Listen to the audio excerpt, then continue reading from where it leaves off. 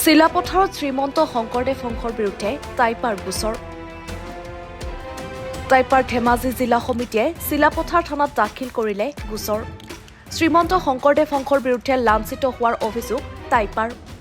শ্ৰীমন্ত শংকৰদেৱ বংশত থকা আহোম জনগোষ্ঠীক শংকৰদেৱ বংশ ত্যাগ কৰি ওলাই আহিবলৈ আহ্বান জনাইছে টাইপাই। ইয়াত ধেমাজি জিলা সমিতি হিচাপত আমি ইয়াত আজি কেছটো দিয়া হৈছে, এফআইআৰখন দিয়া হ'ল।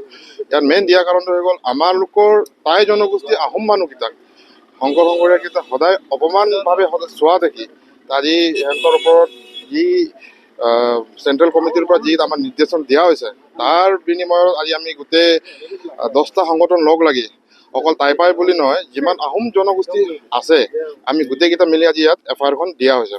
আৰু এফআইআৰ তাক চবকে আহ্বান এইটো জনাব বিচাৰোঁ যে গোটেইকেইটা তাৰ পৰা ওলাই আহক।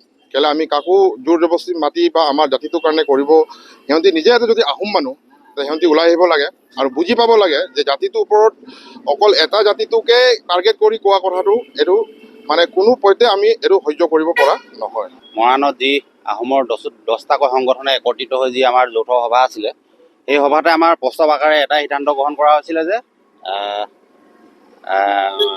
অসমৰ জিলাই জিলাই যিমান আঞ্চলিক আছে, আঞ্চলিক সমিতি আছে, জিলা সমিতি আছে, প্ৰতিখন জিলাই জিলাই আমাৰ থানাত এজাহাৰ দিয়াৰ এটা প্ৰতিশ্ৰুতিবদ্ধ হৈছিলে। আমাৰ সেইদিনা এটা সিদ্ধান্ত গ্ৰহণ কৰা হৈছিলে।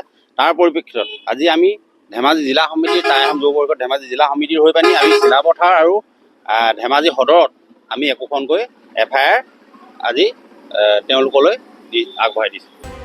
জোনাইৰ পৰা মাধুৰ্য প্ৰতিম গগৈৰ ৰিপৰ্ট, NE24।